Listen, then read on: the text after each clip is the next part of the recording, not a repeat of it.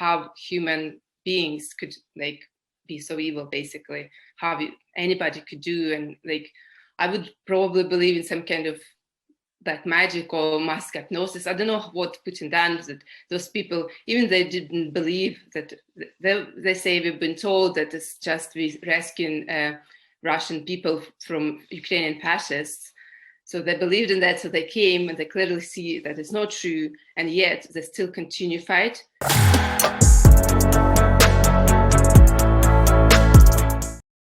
Yuliya Whitten's worst nightmare unfolded before her very eyes the other day when Russian tanks rolled into her native Ukraine. She lives thousands of miles away in Scotland, where she set up home 12 years ago, but she still has family and friends in Ukraine, as well as in Russia. This is a woman who has been challenged emotionally as she sees her country being shelled and bombarded by neighboring Russia. Today, she talks to me about the emotional turmoil that she is facing. And we also look at the president of Russia and ask the question, is he insane or is he evil? Yuliya Whitten, you're a Ukrainian, you've been living in Scotland for 12 years. Obviously, you've still got lots of family in Ukraine as well as in Russia. How did you react the moment you were told tanks are going into Ukraine? It was shock, yes.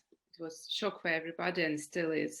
And because everything develops so fast as well, you can't kind of even embrace it all in a scale of what's happening. And still, everybody I know just can't believe in that, really, including my sister in Russia. Well, I mean, she does believe, but she's shocked. Yeah. You said that you'd spoken to your family in Russia, and they were surprised. They didn't know that this was happening. They knew, but we always were aware that propaganda and Russian news were very different. So they always were between two fires, because they personally couldn't visit Ukraine for quite a few years because of conflict. She believed us, but could see that it was really difficult to resist the brainwashing that the Russian propaganda, and until she started to speak with lots of friends and who were crying and telling her like they realized it's definitely truth what we're saying, and she started talking to her friends, and nobody would believe her. No any footage, no any videos. They just wouldn't believe. Of course, the war is being packaged in a much different way in Moscow than it is in Ukraine. But cutting through all the propaganda, can you see the Ukrainian people ever surrendering in full to Putin? Never. This will never happen. They would have to destroy our country. Let's put it in that way. Well, we're seeing ordinary citizens now signing up and making Molotov cocktails and petrol bombs, and this must be quite shocking for you to watch. Well, no, because I took part myself in Orange Revolution 2006, which was first kind of breakthrough, I think, for us to voice that we're not going to stand governments we don't like. Then it was Maidan in 2014, which I was here at that time, but I closely watched everything. Obviously, I was part of it emotionally. Then there was this conflict in Luhansk and Donetsk region for a while. So it's not people just get involved in that. They just go straight to action. What is shocking is, of course, that level of lies and betrayal, and obviously this is not a war as like we ever knew, like all Hitler and Stalin. We've seen a lot in Ukraine, and even my mom says that fascists were much better. Like they wouldn't kill children, they would give them food. So there was something humanic in them as well. And what we see now is just a shocking, not just that this happened in another country, but how human beings could like be so evil, basically, how anybody could do. And like, I would probably believe in some kind of like magic or mass hypnosis. I don't know what Putin done, that those people, even they didn't believe that, they say we've been told that it's just we rescuing Russian people from Ukrainian fascists. So they believed in that, so they came, and they clearly see that it's not true, and yet they still continue fight. So they still press and gun into people, into hospitals, into nurseries. They still do it. So like they have a choice to put the guns down or fire them into those who light them and brought them to die, because we know there's over 5,000 Russians died for nothing, really. Yeah. And that's just absolutely unacceptable. Mm-hmm. What about the West's role? Is NATO, NATO countries, the European Union, are they doing enough to help Ukraine? The opinion is mixed. Like some of, like from Ukraine, I can say from my friends, whatever I heard, some people want more. They want quick and radical action, because just to avoid this death, because we know that Russia can play the wars for years. It's done it many other countries before. We are not first and probably not last if this could carry on like this. So some people do want, and actually when Ukraine gave up her nuclear weapons, some countries there was an agreement that they would protect. So we kind of not militarily equal because of that, and we don't have that military strength. So people do want more and more stronger like sanctions and stuff. But I understand personally that it's not so easy, because it's involved lots of things, and involved in NATO is, Third World War, which is, of course, would be totally disastrous for everybody. This is not the way forward for us as a Europe, as a. And what about sanctions? Do sanctions work? Do you think that they will bring Putin to his senses? Well, they do work, but I think not maybe him, but they probably mostly will affect actual people, because I know that now it's very big poverty in Russia.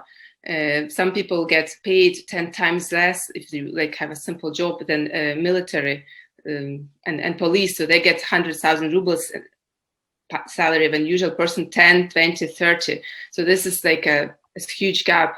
So those people are very poor already, and so they don't have strength to express their voice or believe in something that is actually happening. It will be disastrous for them.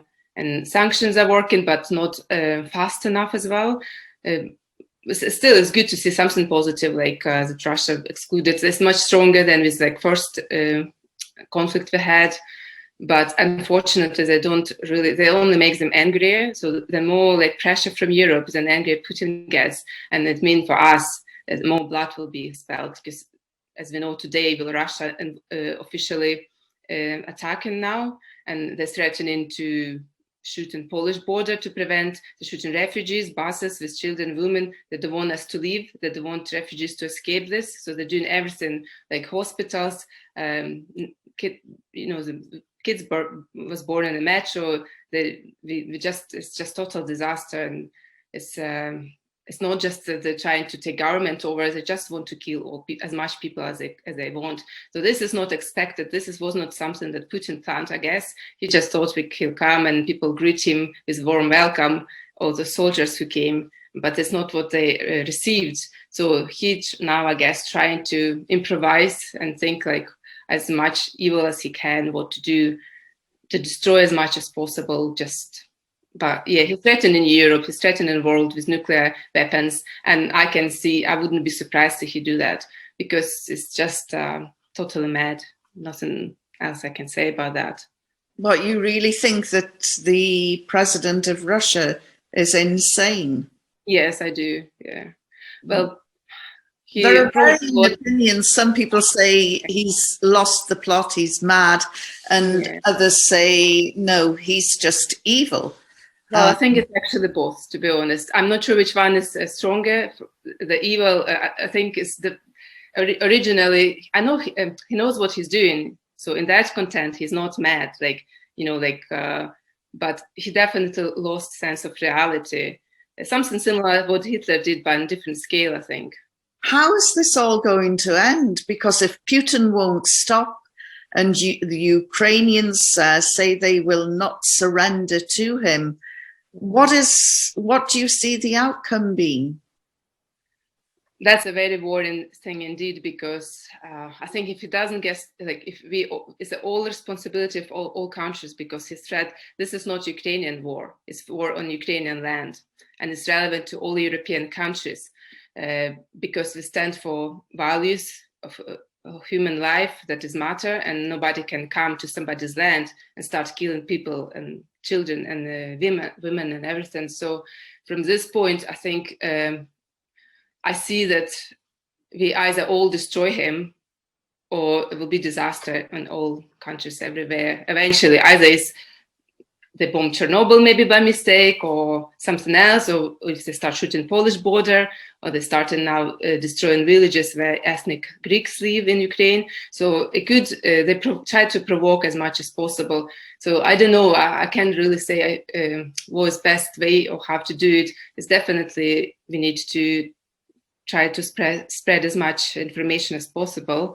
And that's what, like, people in all countries can do. Just try to reach those blind and deaf Russians who just sitting in their sofas and watching the national TV and believe in that.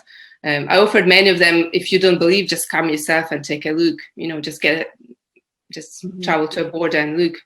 Well, of course, no one of them would do that. So yeah, we have to act very quickly, because the speed how everything developing is very, very fast, and it's no time to think and scratch ahead. And yeah. Well, we know that there are some tentative negotiations going on at the moment, and after the grim picture that we've just heard from you, let's hope those negotiations bear fruit, and we wish the best for you, Yuliya, your family in Ukraine, your family in Russia, you know, and everyone involved in this awful conflict. Thank you so much for your insight. Thank you too. Bye.